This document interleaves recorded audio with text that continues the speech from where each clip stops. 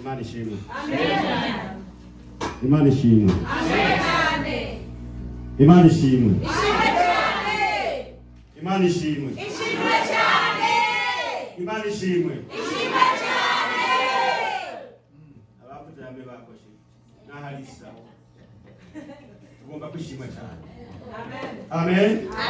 Tugomba kwimana igirane ishima cyane, igashima cyane, tukabivuga kwishima cyane, tukabyemeza, tukabisunika kugira ati amina. Amen. Nawe wumva imbeho turi kubatiza mu masaha yarenganye hasi ahantu tuba nk'inkoko, ariko kandi badushyiraho akaririmbo turashusha iminwa. Mbega siko byagenda? Turashusha iminwa. Nabibwa nti bashe tubara nka 20 hano. Amen. Ariko kandi biravuga ngo mwishu habonetse bangaye wahacabidurike.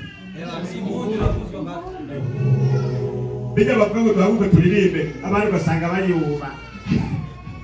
Hariho abacabica nka wa wundi yavuga ngo yicaye ku kabasima bibiri kumbe naho yibye sibiki basinhaguruka kumbe n'ikibandi ariko bakahaguruka bagahaguruka ega muri bibandi mwabwicaye kubirwa mana. Amen. Amen. Ubwicayeko nimba ari kugutumbira ubwize nte, nimba ari gasuzurugwe ubwize nte, nimba ari ubwibona ubwize nte, ubucice bw'ijuma wacice pasiteti haguruka ishengero bacitora umwana atari uwabyaye ukangura kumwose amabere gafise kuko wicaye kubw'iyo mana. Imana itubabare cyane. Amen. Turashima Imana kuba hano. Umukozi avuye ngaha tubwiye neza ngo byose byagize. Hari igihe tudasaba kwibabaza ngo tuvuge cyane ngo abantu batwumve kuko byose byagize nde. Niba ari kwiba twabwiye ngo ntugire nde, niba ari gusambana twagize nde, niba ari kubaha ababyeyi twagize nde, niba atari kubeshe ububanyi twagize nde, niba atari gusenga ibigomana twagize nde, niba ari kubaha isabato twagize nde. Byarumvise n'ibyumviswe, hasigara ko twagura gusa dushira kwa mashami dusiga ariko byose byagize nde. Ikibazo nuko nobaza amabwirizwa 10 hano kuko igihe wabatizwa utarabatizwa barayakwigishijwe urayamemorize ugashira hehe hanyuma urayavuga kuko utagomba gusiba kwizana. Muri ibi bihugu kubera tugomba abakristo benshi hari tutabaza, ariko twebwe twabatizwa bari dufisuruka abapasiteri b'abanesiporo n'abandi umutumbeye imbere utasenze Imana ngo igufashe yaragukubita ikibazo ukavuga ati ndi kuja mw'ijuru cyangwa no kubatizwa, ariko kuko twari twizeye twari kutuva ahantu tuja ahantu wagira nde wabishira ku mutima byose ntiyakureka burengana, byose byarumvise. Ndundura ya byose nuko tumenya neza ko ikintu cyose kizoshigwa ahabona, kizoshirwa urubanza ari kibi ari cyiza. Avuze ijambo ryiza. Amen. Amen. Amen. Amen. Avuze ijambo ryiza. Hari n'abankoreye ku butumwa. Ni rahisi kuingia kanisani ukiwa usimalize. Ni rahisi kuingia kanisani ukiwa usimalize. Ni rahisi kuja kuimba ukiwa usimalize. Amen. Amen. Lakini mbinguni mwijuru ntitugirane, mwijuru ntitwinjira, mwijuru ntitucaye. Swahili wachi umugani ngo msafara mamba Kenya wafanya nini? Sasa wanafanana. Mama ni mkubwa, kenge ni mdogo, lakini kuanzia miguu, mkia, macho, mdomo vinafanana. Vinafanana. Zaidi ni ukubwa. Lakini kwenye msafara ukiangalia sema hile ni vidogo vya mama. Mtoto vya mama. Amen. Lakini sio kitoto. Vimechanganyana ni kenge. Lakini mbinguni kuna gate bwana. Na gate hiyo inakuwa na password. Bali ndaroba ngo hari password n'aga. Bakarimbo todo ntiba. Abantu bariyumvira cyane bere twaravugishwa cyabige na gute. Numunsi turagenda dushe kuruga kuri woro mahate ukacabwira. Tie. Uhejeje distance numva niba wa amaraso mbari bikiwa imoteye. Igacaga wari kugara. Kandi ntawe ubona kugorori. Ibyo barega barabizi mbega suko ibyo bashyizeho barabizi namwijuru nuko muvyo barashiga intare umwana wiwe amahaye mara amafaranga mara ikingororo cyacu cy'amafaranga atarakijya aragikoresha atavuga y'umwana akimubikije yabete mama mbikira atarashika hafa apfuye agenda rero ku muryango uko yegera igeti mu muryango yabona iki cyakingororo birane kipanuka kiraguka kirazirira yegera kiduga bitese hano akakantu akawamanya kubiki wakakoresha icyo bizende mwibaza ko mwisho cyoroshe. Amen. Twibaza ko mwijuru byoroshe nibyoroshe kandi turabyoroshe tukabigira uko tukavyegeranye turabyoroshe ariko ntiza byoroha mwijuru. Amen. Icyo bituma ngira ubwoba cyane kenshi. Pawulo avuga ngo twama mu ntama tugira intambara. Wewe uvuga ngo kuri telephone sungirane. Tube ba maswata. Ituwe bande. Waziri wa michezo Tanzania ni mtu mnene kama kuchukua Filipino na Melody kwa waka pamoja. Ni waziri wa michezo Tanzania. Sasa akaenda kuangalia mechi wachezaji wakampa mpira apige alipiga hata piga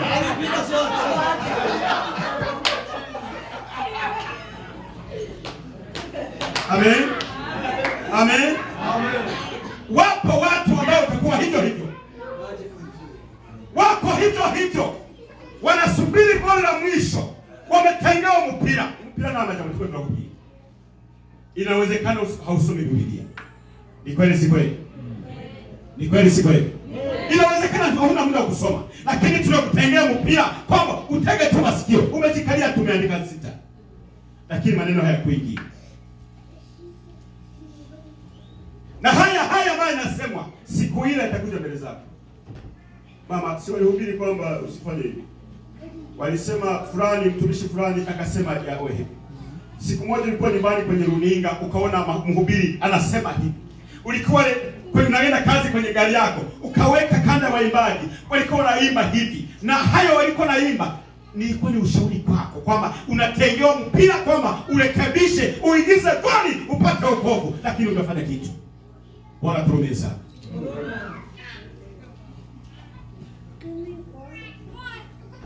Tumekuwa wazito sana kama huyo bwana. Tunakuwa wazito sana kwa ajili ya neno la Mungu. Amen. Fiti jambo n'umunsi bitandukanye ivuga ngo idini n'agakiza niyo jambo kuzani. Amen. Fiti jambo idini n'agakiza n'amajambo abiri usuza kurabaho uhagaze wewe. Nimba n'idini nimba wakijijwe urabaho uhagaze. Amen. Urabaho uhagaze no munsi. Agakiza ni kintu twahawe twatangiwe n'umwami Yesu Kristo ku musaraba ngo tuva mu bibazo, tuva mu ngorane, tuva mu ntambara, tuva mu ngwara, tuva mu kubohwa. Amen. Amen. Amen. Ngombe kukubwira tutaramanuka.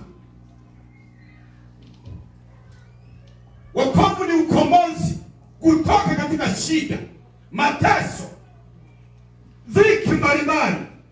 Na hiyo tulipewa na Bwana. Alijitoa na ni bure. Amen. Amen. Amen. Amen. Ni nani ambaye alitafuta wokovu? Anyoshe mkono. Ninde arondega kiza? Aduzu kuboko. Warondega kiza. Kuko tubamuturabaki. Tubamuturabaki. Namana twarakigijwe hari huwa gizende. Ari huwa itanze. Twari tuboshwe turahantu. Hamu y'umugabo ataraza. Uwo muntu akomeye ataritanga ngo adukure mu bituboshe, adukize duhabwe kwidegembya. Kubajamina. Amen. Akoniko gakiza. Nikuvuga hakuna ushindi.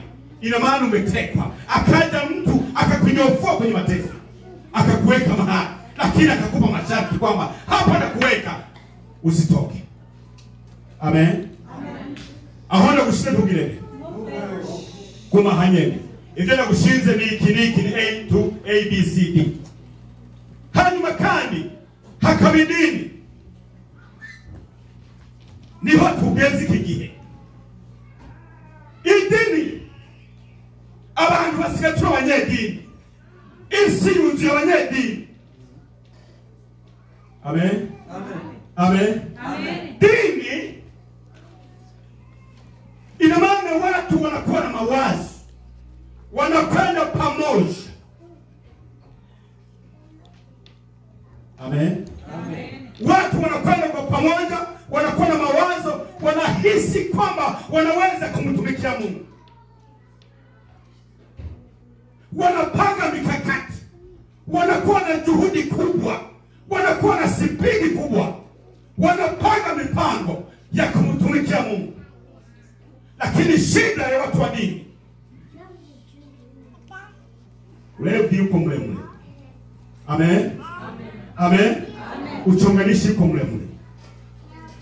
Maana ni hisia tu. Kwa sababu Mungu walimsubikia mbali. Mungu wamemfukuza. Mungu hayupo. Mungu hakai mahali pale. Ni watu wa dini.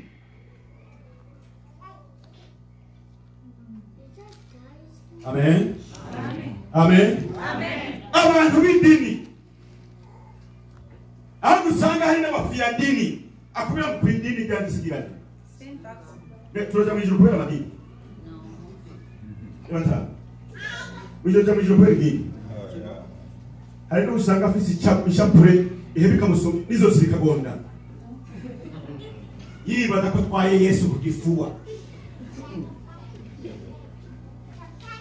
Bari mu nkambi abantu baraduca ko n'umusaraba uvi mu gombe ugaca mu nkambi ufata isi hariya ukaduga n'ishunga ukagenda mu bijiji abantu basanga bahema ngo bikoreye umusaraba ntabwo bahema gushwabasha. Wale ni bafia dini, ni bantu b'idini. Yesu ni yikorerwa ku biti, Yesu ni yambagwa ku misaraba. Amen. Amen. Yeye ni mkombozi wetu. Kubeba msalaba ni kustahimili majaribu na matatizo. Huko niko kubeba msalaba. Ukasema umuntu mazina kitatune agwaye mugabo akizende. Hamoki. Yuko pale amesimama. Hatoki mahali pale. Anashikilia wokovu wake. Maana anajua wa thamani. Amen. Amen. Tusitingora ni tukiimko kwa nicho kibazo. Watamba watu wake labda ukidisemu magadi.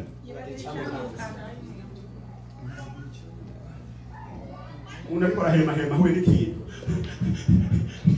Sudana ni kitu. Akwere kumufata yeye.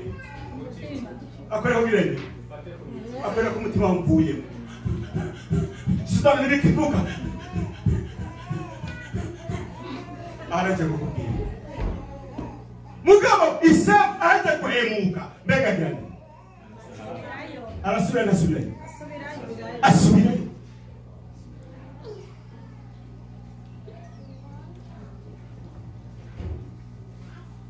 ndabira abafilipi kabiri tutaraja ku bafilipi ndabira Yakobo 1:7 ico havuga Yakobo 1:7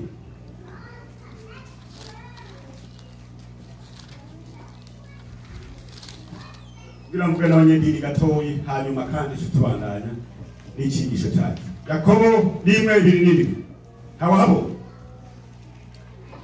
idini itunganye itagira agasembwa imbere y'Imana data wa twese nukuraba imfubyi n'abapfakazi mu marushwa yabo no kwirinda ngo ntiwanduzwe n'iby'isi. Amen. Amen. Amen. Amen. Amen. Amen. Amen. Why would you so make Yakobo 1:7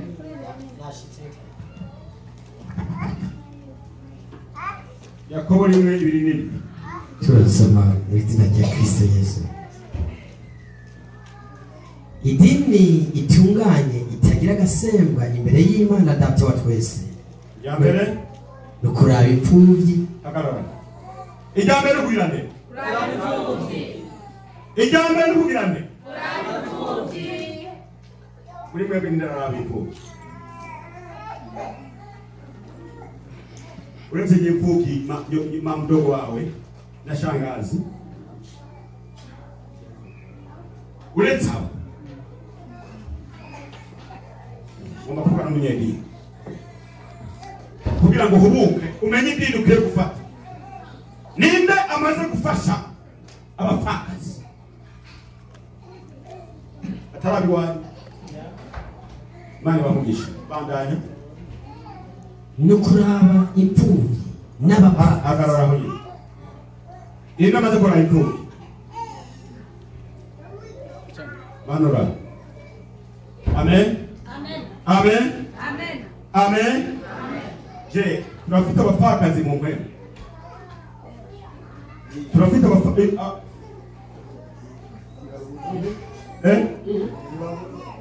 turafite abapfakazi mu mpwemu barahaba mbega bameze gute wowe wiza ko bameze gute ntiwogishire subira mu kanwa no kuraba imfubyi n'abapfakazi mu marushwa yabo no kwirinda ngo ntiwanduzwe n'iby'isi. Amen. kuraba imfubyi n'abapfakazi ndiko ndavuga b'impembe hariya biwanyu abiwanyu mugabo tureka tujye muri gandini tujye mu rusengero mw'idini tujye mu idini niho tukiri iryo dini yaho irimo imfubyi n'abapfakazi mbega umupfakazi amera gute umupfakazi amera gute umupfakazi cya mbere arasuzugurika mbega siko suko bimeze umupfakazi n'aho ari mu muryango arimo nta jambo agira umupfakazi n'abana agira nde arabapfa umupfakazi n'ibyo yasigiwe bagira nde umupfakazi no kwirukanwa mu muzi agira nde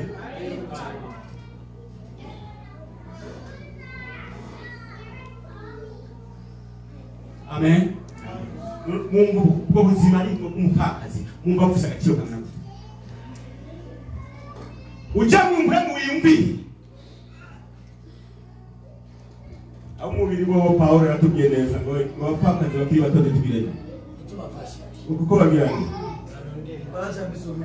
ariko achiza kurongorwa mbere ngiye mufasha baragowe kumva afise abagabo 9 mu nzu bamwe twumva baza mu gitondo na saa 7 kumugoroba mbega ntibishoboka Pawulo avuga ngo abo no yavuze ngo iki uwaje kurondera akazi barahari rero batagishoboye amen amen barahari batagishoboye mbega turafise abantu mu rusengero batagishoboye ubona mu mpemu yaraheze n'akazi akamuhitana mbega barahari mbega barahari turafise abasuzugurwa mu rusengero bameze nk'abapfakazi, turafise abatagira ijambo barahari, turafise abanyagivyabo mu rusengero babaho.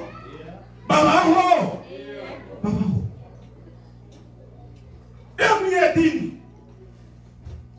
abona ukwiye gufasha ugaheza ivyo uca wemera. Amen. Uca wemera. Iryo niyo dini Yakobo yavuze tudakwiye kubamwo. Tukwiye kwirata ko duhakikishije umupfakazi afise iki, afite ijambo. Amen. Imfuvyi nizende, imfuvyi iriko irafashwa, imfuvyi iriko iramererwa neza, tuyibagiza amarushwa. Amen. Amen. Reka tugende kuri kagakiza rero dusomera Abafilipi rero bariya. Abafilipi 2:12-18. Abafilipi 2:12-18 turasoma mu izina rya Kristo Yesu. Agakiza kabonekera mu ngeso z'umuntu, nuko rero abo nkunda nk'uko mwamye muganduka abe ariko mushitsa agakiza kawe, mutinya muhinda agashitsi, yamara siyo ndiho gusa ariko n'ubu nyene naho ntariyo nimurushiritse. 13 kuko Imana ariyo ikorera mu mitima yanyu ikabaha gukunda no gukora ibihimbara, ukore byose atakwidodonga ataguharira. Amen. Amen. Amen. Kuzogeza kuri 18 ona yigeze kuri 15 kugira ngo nimugire umugayo cyangwa karohe mu babana b'Imana batagira agasembwa hagati y'abiki gihe bagoramye bibidambidambi, abo mubonekeramwo nk'amata mw'isi, nk'amatara mw'isi. 16 mwerekane ijambo ry'ubugingo kugira ngo mbone icyo nzokwirata ku munsi wa Kristo, kuko ntirukiye ubusa kandi ntatamijwe n'ubusa, ariko asangwa nkwiye gusukwa ku kimazi cyo kwizera kwanyu no kwibango ryako. Nezerewe namwe mwese, abe ariko namwe munezeranwe nanje. Amen. Amen. Imana ishimwe. Reka turabine twese. Uramura amaso turabine imbere. Paulo aravuga neza ngo agakiza kabonekera he? Murabarundi ndavuga ko tugenda bukeye. Badusome bitwariga. Ego tugiriye ndaje amajambo. Turasoma mu izina rya Kristo Yesu. Agakiza kabonekera mu ngeso ziki. Mu ngeso ziki. Mu ngeso z'umuntu. Amen. Ngo agakiza kabonekera mu ngeso ziki. Zinka, zinkoko, z'imbata, z'imiduga, z'indege, z'amasamaki. Ngo mu ngeso ziki turi kuvuga umuntu rero. Paulo yitegereje abagabo b'Abafilipi arabona ko hari mu guharira cyane.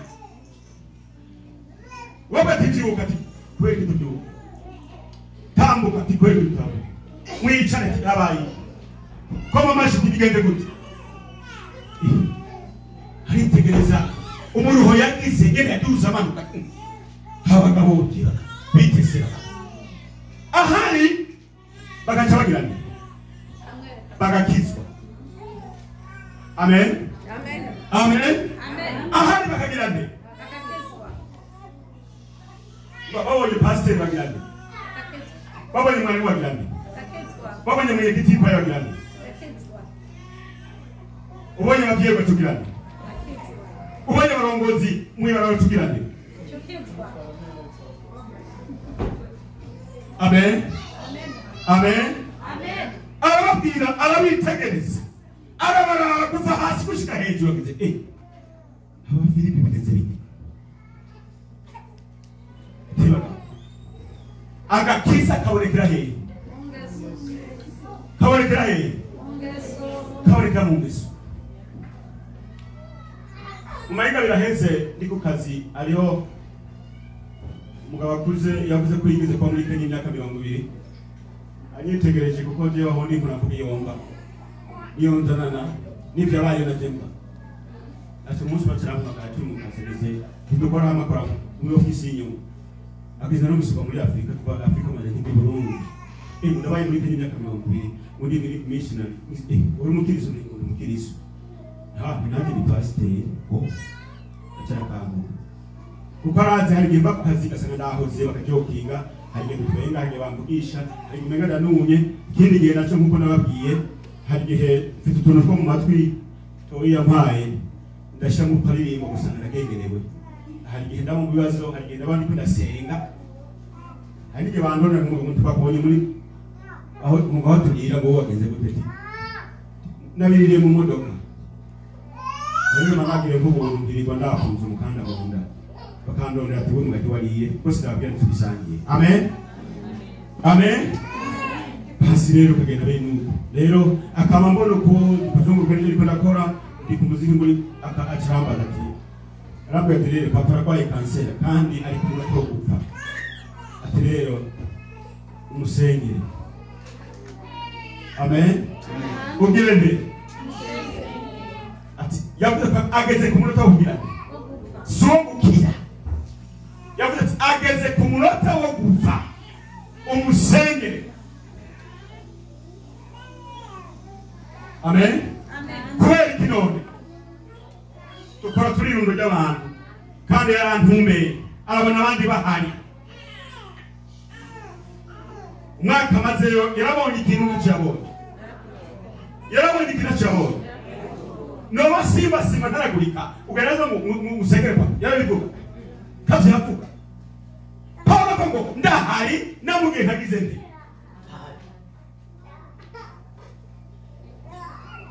amen Paulo ngo ndahari namugiye ntagize nde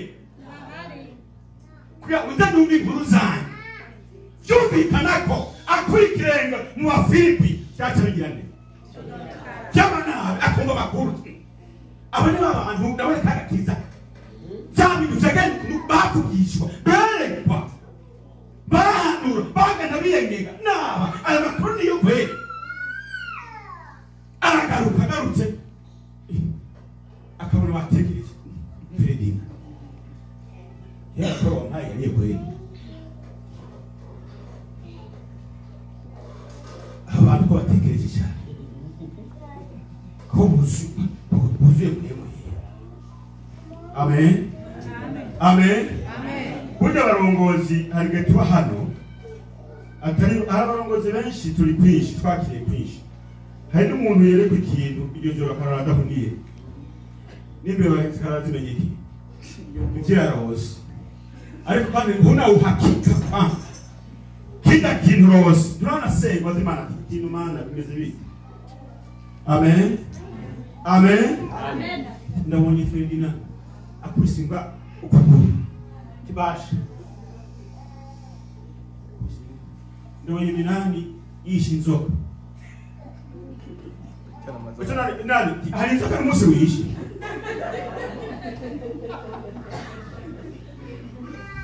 atoya mbere sinigeze mbana mu rugo nabonye kuri parike wici inzoka ari basanze umuntu sinigeze mba mu rugo mbere agace gusuzugura ati warose sibyo ariko wagize nde warose kandi niki ariko kandi hari akantu wagize nde kabutse Paulo rero bimeze biti kandi yarafite kubona yari uw'impembo mbega nibyo sibyo mugana atakubibatisha ati bimeze bite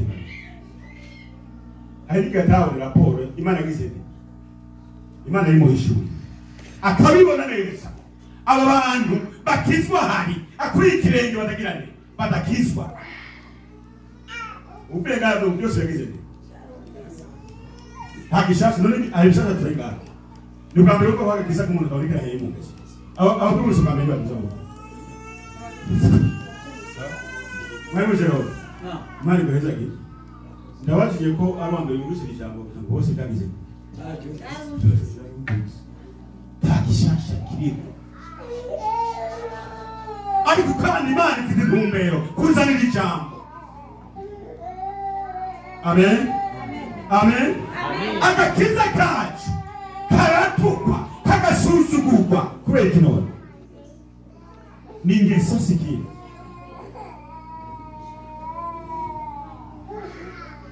Harakaririmbo kera narumva abantu bakera baririmba ngo ukuririmba uraririmba ngo ariko hari icuha bari cumire ukuvugisha ariko hari icuha uhagiye hari gesubira mu butumwa bakera abantu bagira bavuga n'umunsi tuhatuvuga ubutumwa bw'Imana reka suko yemwe suko turirimba ikimarekani tukereka ikimarekani tukavugisha ikimarekani no kugera tugera igiki ikizungu.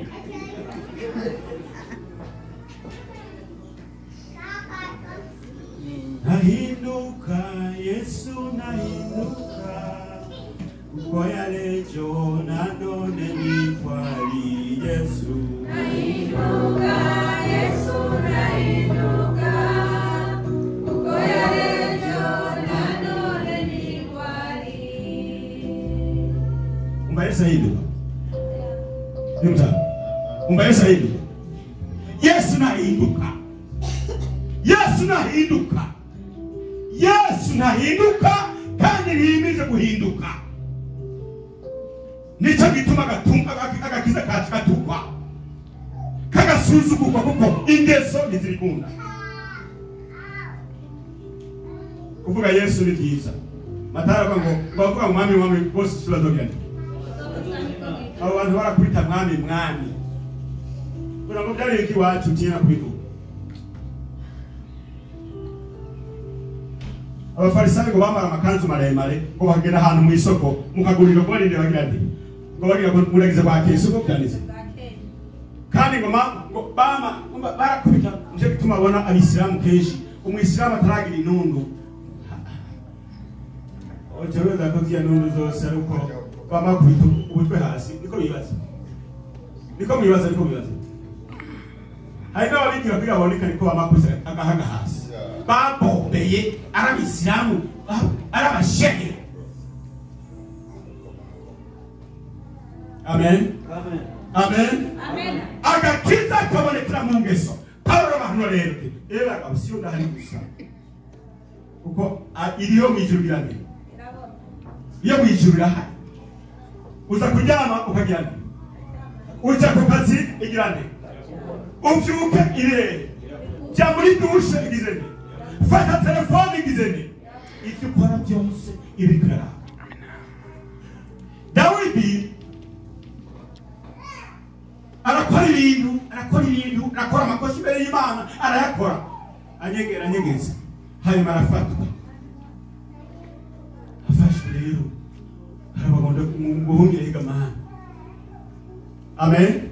Nguzi yicara ryanjye nigirane ngo uzi ivyumvira ngo bikiri kure ntariyumvira uwagize ngo ububizi ngo noza ku mpera z'isi ngo gogo kugira ndi ucakuncakia batakuzana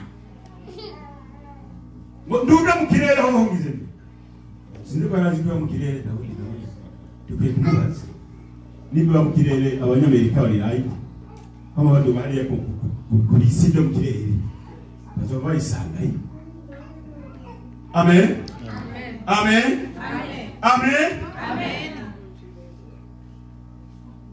Imana iri hose ishika hose ibona byose ishoboye byose nicyo gituma tudakwiye kwihisha n'imbaraga kiza twagiye nturinde ko abantu bakubona.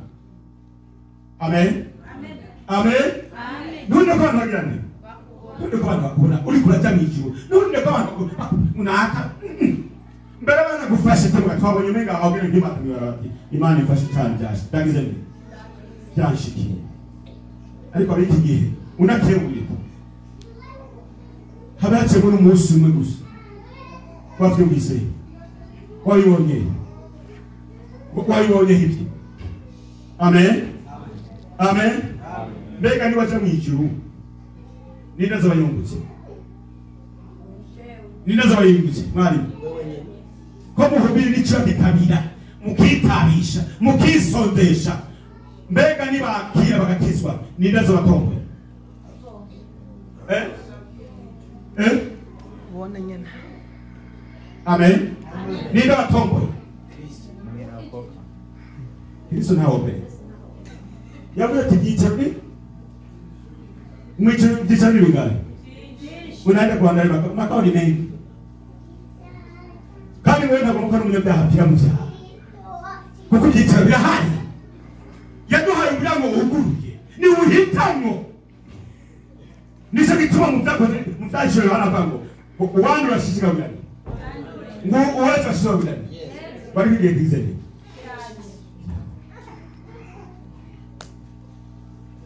Atumani shaka twese tugirane tukizwa tugakizwa kuko twarumvise twarabwiwe twarahanuwe ngo tugume agakiza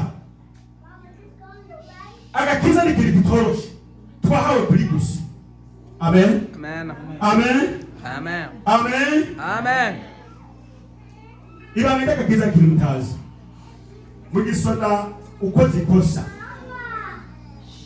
bagakura ko igarade hari igihe utagize cyane naho wabaye umwana w'impfuvya ugakora iyo bita ngo bikorika amen aho ni sura kuduga ariko ari ngiye urashika ku Mana numva meze twahawe agakiza kuri gusa twarayihiwe umunyarwanda yarinde ngo kera abantu ngo bakene ngo biri inyuma y'inyoni nikarenga bahiri gutunyoni bakiruka amashamba bahiri gutunyoni ngo baharikwe abatunzi bo bifiti ikaba gitanzi ikatiri mu manini hagitanzi ifaranga yatanze mugabo umukene nkawe nanjye twirirwa inyuma y'inyoni bahiga inyoni amen twagahawe kuri gusa agakiza kuri gusa mugabo ukorotse ugakoroka nkora ntinya mugihe dufashe reno Mose avuye ku musozi kubonana n'Imana azanye amabwirizwa 10 baserutse hayazanye asanga mukuru we Aroni yacuze imasa bariko barayivingira Mose yafiriye we Imana yagize nde asarutse atararaka atabita hasi yameneka mbega yakuye Imana yamubwiye ngi amen amen amen Imana yaramubazi bari kumwe irabitunganya irayimuha tibashire nawe atarashakura haya mugakiza nta gushakura ubone umuntu abandi imitsi ntabaragirane ntabarashika hano Mose shakugira amwitanye atarabimena Imana ngiti uzoribaza nawe vyumvita rero dufata agakiza tugafata rero warugeze ahantu uzofukama ninda ifatane n'umugongo kugira uhashike kuko ari byagusa basara nasema ngo kupewa habina nyongeza amen cha kupewa habina thamani umuntu ashobora kugira ikintu 200 iyo 200 yarabizicoka iyo akigora kwateka agaciro ngawe kwihaha kuri gusangirane ubagirane ukabikenge amen amen ndashaka utakira gakiza hituriwe kugakiza hidukirisha gakiza nakagusa twagaho ku buntu ariko kandi tubataye kiri kibazo agakiza ntikari mu kuvyinana, agakiza ntikari mu kuvuga ubutumwa cyane, agakiza ntikari mu Nikodemu biri tubira ngo yaragize Nikodemu yaramubwiye ariko mwalimu igisera cyose tarahunga mugabo Yesu aje akavuga iby'agakiza yagize nti yasanze ari gusa atacafise niko nawe nanjye dushaka kuba ukabona kumenya urafise ariko atatufise. Agakiza gafite agaciro. Ufise agakiza mwamuyera aba muri we uwo niwe atora amabanga mu ijuru akamuzanamo. Yesu yavuze ngo ndobwira data utuze hehe kuba muri wewe tugira makao tufanye makao ndani yako.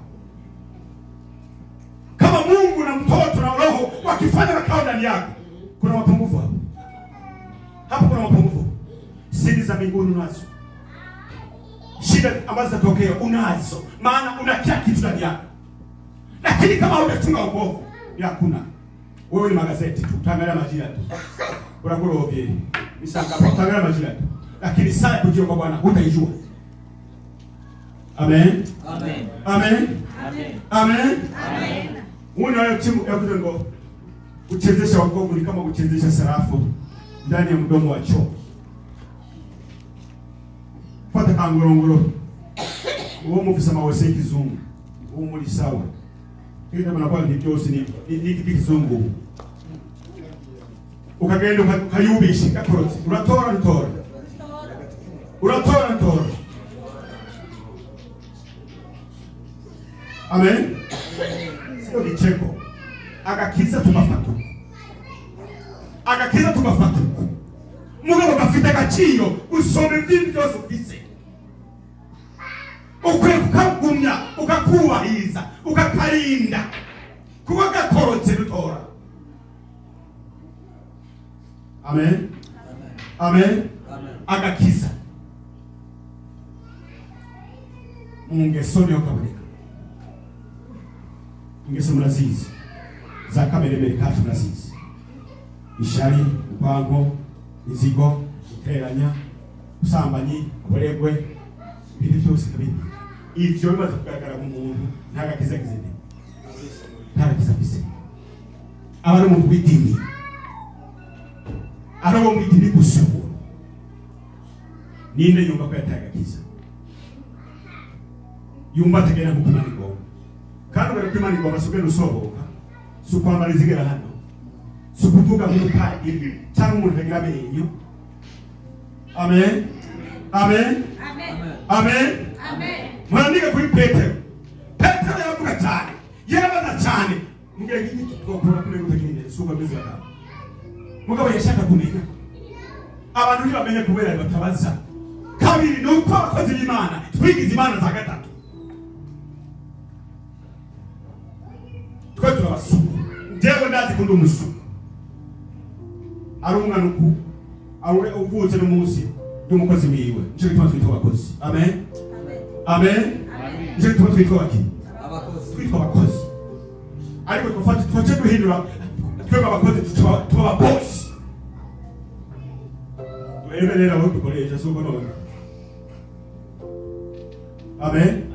Duhemba aho dukoresha ninde yatagakiza ninde atamwe agakiza haguruka dusenge Imana.